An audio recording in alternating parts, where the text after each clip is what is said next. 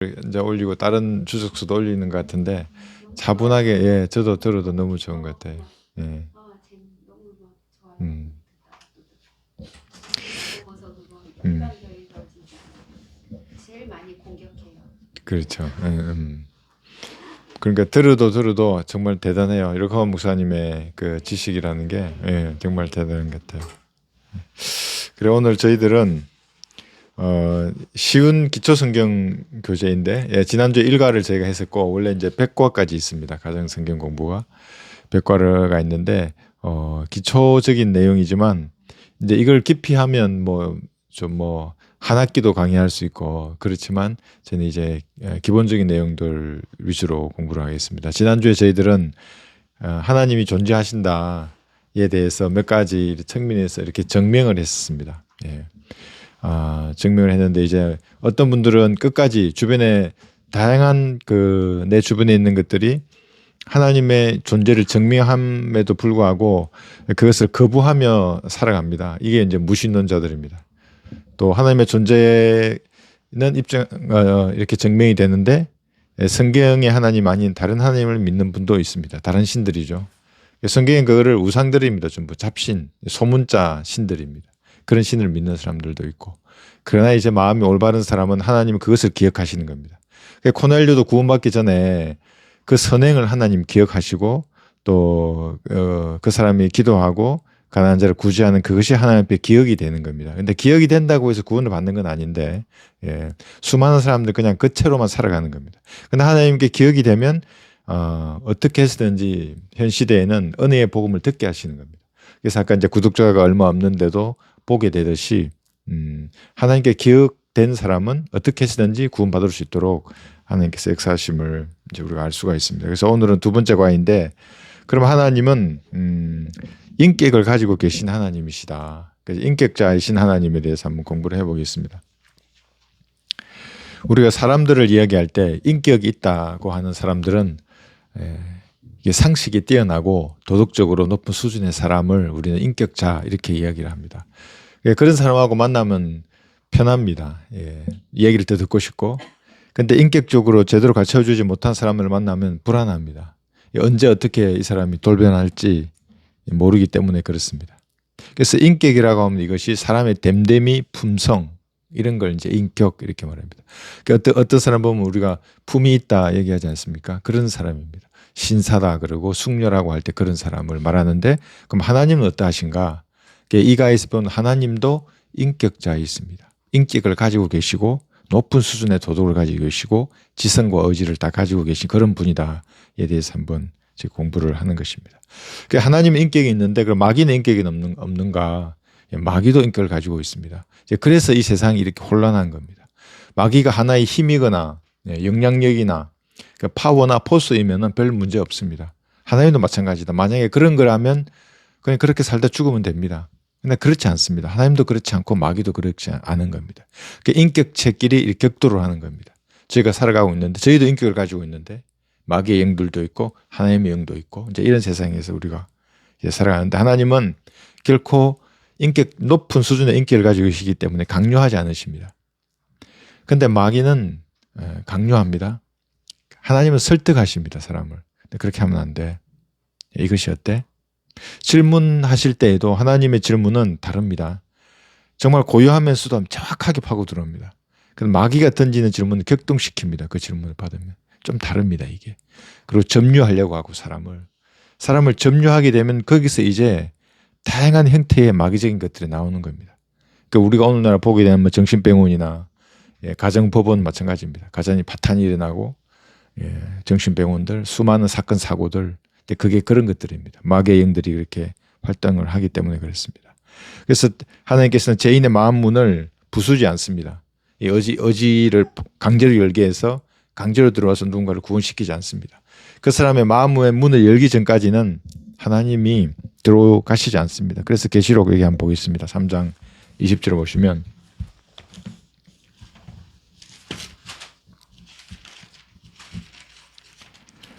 이 구절을 다양한 예화로 쓸 수가 있는데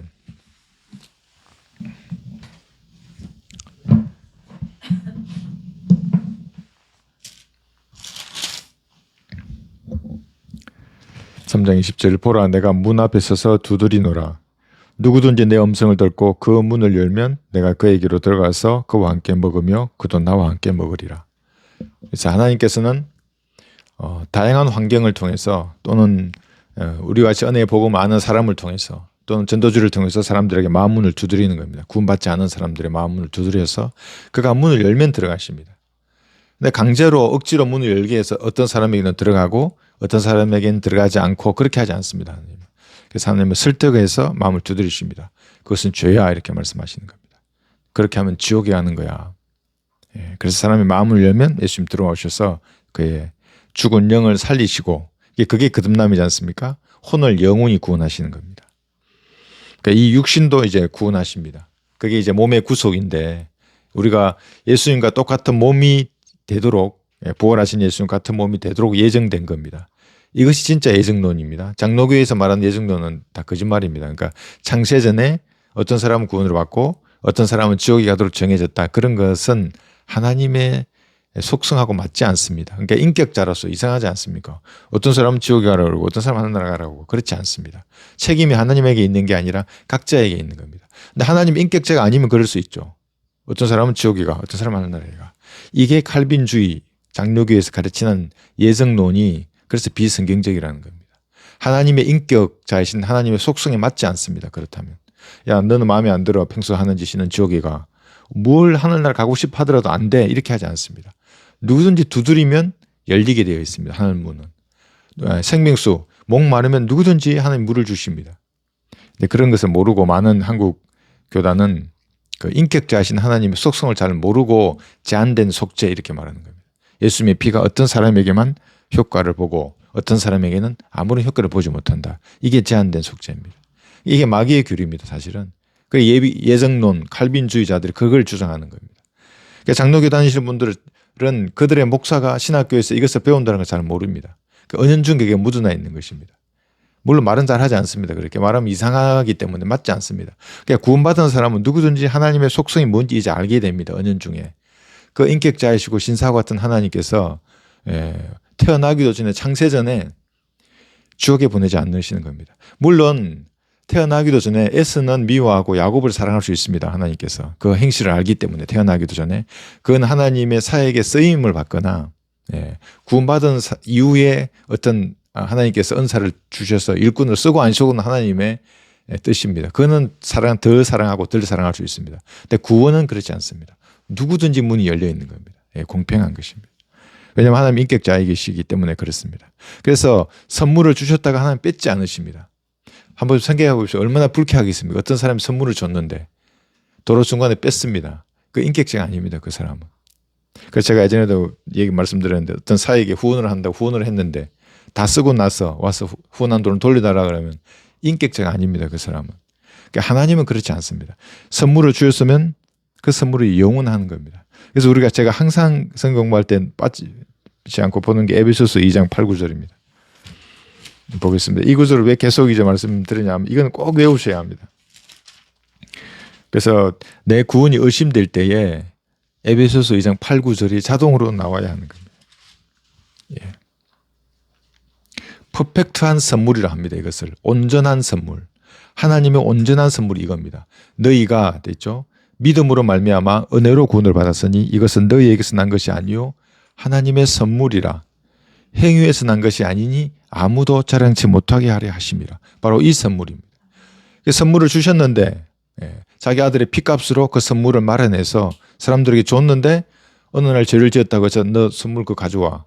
또 뺏고 또 이제 어떤 교회에 열심히 다니면서 헌금하고 계명을 지키고 마음에 들면 또 선물을 주고 이렇게 하시면 인격자이신 하나님의 속성하게 정면으로 입어야 된다는 말입니다. 그래서 교회 시대의 구원은 이렇게 선물을 받는 것이기 때문에 뺏지 않으십니다. 하나님께서.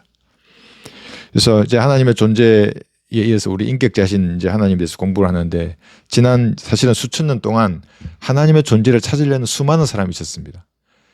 그 중에서 종교 지도자들이 제일 있었겠죠. 우리가 흔히 말하는 가톨릭, 기독교 여기. 불교도 마찬가지입니다. 어떤 존재를 찾는 겁니다. 사실은 명상을 통해서 깨달은다고 하지만 무언가 초월적인 존재를 찾습니다. 텅 빈 상태에서 뭔가를 찾는 겁니다. 비면 항상 마귀가 들어오는 겁니다. 마귀는 찬탈자이기 때문에 들어옵니다. 사람의 마음속에 들어와서 점유하려고 하는 겁니다. 그러니까 내 의지를 지키면 세상 사람도 마귀 들리지 않습니다. 그런데 내 의지를 풀어버리면 명상이나 요구가 그런 겁니다. 그대로 들어오는 겁니다. 방언도 마찬가지입니다. 내 입을 풀어버리는 겁니다. 아니, 하나님이 의지를 주셨는데 그걸 지켜야지 왜 주는 겁니까? 그 세상에서 의지가 강한 사람은 방언 안 합니다. 왜 내 입을 네가 쓰는 거야? 이렇게 하는 겁니다. 그게 사실은 성경적인 겁니다. 자기 의지를 자기가 써야 하는 겁니다. 수천 년간 그렇게 하나님의 존재를 어떤 분인가 찾으려고 이렇게 명상, 요가, 수행, 절간이나 사원에서 이 영원하신 하나님의 존재를 찾으려고 노력합니다. 우리나라의 기독교 인구가 제가 어제 찾아보니까 960만 명이랍니다. 이제 1천만 명이 다 돼갑니다. 1천만 명. 그다음에 이제 천주교가 좀 작고, 불교가 그다음이네. 거의 한 800만 명. 그다음에 이제 천주교가 400만 명 정도 됩니다. 합하면 2천만 명이 좀 넘습니다. 우리나라에 그러니까 거의 거의 3분의 1 이상이 사실 이런 종교를 가진 사람들입니다. 기독교가 이제 3분 많은 인원을 차지하는데, 그러면 이렇게 많은 사람들 중에 과연 이 우주를 창조하신 하나님을 만난 사람, 하나님 어떤 분인지 아는 사람은 얼마나 되겠는가?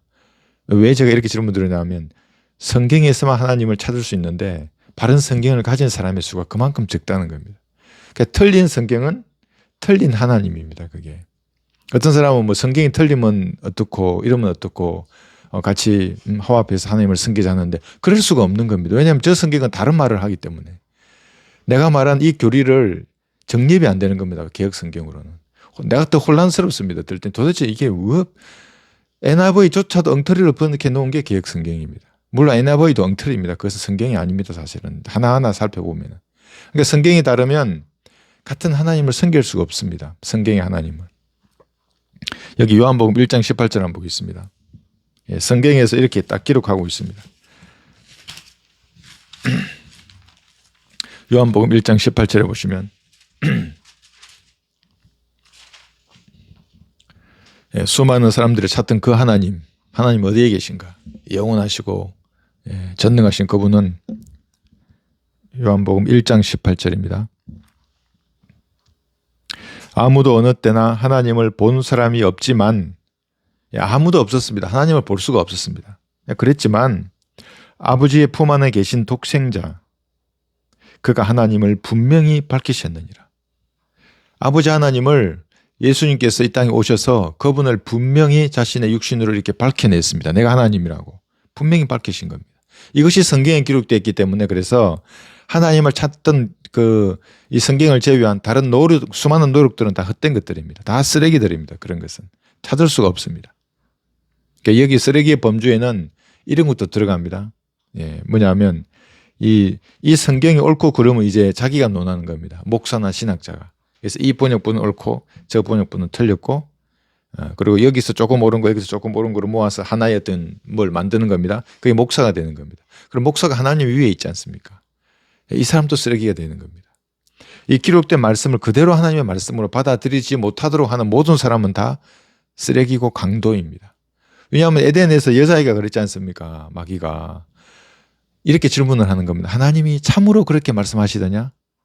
이 성경을 보면 이게 하나님의 말씀으로 내가 믿으면 마귀의 종류를 그렇게 말하는 겁니다. 그게 원본에서 참으로 그렇게 말하는 것 같아? 그러면 이게 똑같은 겁니다. 그러면 하나님의 말씀 어디 있어? 하고 목사를 바라보게 만드는 겁니다. 계속 그 사람들은 목사를 추종하도록 만들기 때문에 성경의 권위는 계속해서 까면서 우리를 보고 성경 광신자, 왜 킹제임스 성경은 옳다고 그래? 이렇게 얘기하는 겁니다. 그럼 나는 이러면 다른 옳은 성경 한번 가져와 보라고. 영어로라도 정확히 번역한 성경이 우리나라에 어디 있냐고. 험정역이라면 험정역도 사실 엉터리입니다. 원문 비평학적인 측면에서 보기 이전에 영어조차도 엉터리로 번역한 게 그들의 성경인데 그것을 가지고 하나님을 섬기겠다 하는 자들입니다. 다 쓰레기들입니다. 여기 출애굽기 33장도 한번 보겠습니다. 하나님에 대해서 또 이렇게 말씀하십니다. 하나님을 찾으려고 사람들이 노력하지만 인간은 하나님을 볼 수가 없습니다. 출애굽기 33장 20절에를 보시면, 그래서 우리나라의 자칭 재림예수라고 말하는 사람들 전부 걔들도 쓰레기고 사기꾼들입니다. 33장 여기 20절 보시면, 또 주께서 말씀하시기를 내가 내 얼굴을 볼 수 없으니 이는 나를 보고서 살 자가 아무도 없음이니라 하시고, 그러니까 하나님을 보고 살 자가 아무도 없습니다. 네. 그래서 이제 계속해서 여기 한번 보겠습니다. 주께서 말씀하시기를 보라 내 옆에 한 곳이 있으니 너는 한 바위 위에 설지니라. 내 영광이 지날 동안 내가 너를 그 바위 틈에 넣어서 내가 지날 동안 내 손으로 너를 덮으리니, 이렇게 말씀합니다. 틈에 넣어서 보는 겁니다. 내 손을 거두면 내가 내 뒷부분을 볼 것이나 내 얼굴은 보지 못하리라 하시니라. 왜 이렇습니까? 인간은 죄인이기 때문에 의롭고 거룩하신 하나님을 감히 볼 수 없는 겁니다. 그러니까 이 인간은 이 모습 이대로 나가면 다 죽습니다. 그래서 예전에 지성소와 성소로 나누었던 겁니다. 그 들어가는 대제사장조차도 자기 죄를 위해서 먼저 희생제를 드리고 들어갔습니다. 그렇지 않으면 대제사장도 죽습니다. 다른 평범한 인간들은 당연히 죽는 것이고, 그 제사장이 죽으면 밧줄로 묶어서 끌어내지 않습니까? 묶여있는 밧줄로. 만날 수가 없었습니다. 그런데 이 바위 틈이 바로 우리가 예표로서 갈보리의 십자가입니다. 이 틈